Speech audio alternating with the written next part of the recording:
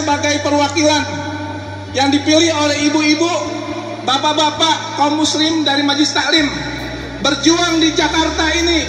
Saya akan berada, insya Allah saya istiqomah dan amanah menjaga amanat dari ibu-ibu sekalian, membela umat, berjuang amar ma'ruf nahi mungkar, membela yang benar, membela umat.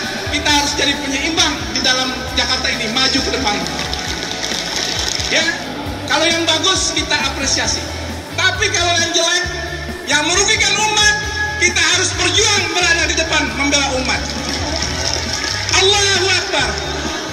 Bersatu, kita introspeksi apa yang kemarin kita salah, kita bertaubat kepada Allah, dan ke depan jangan kita terjebur kepada lubang yang sama.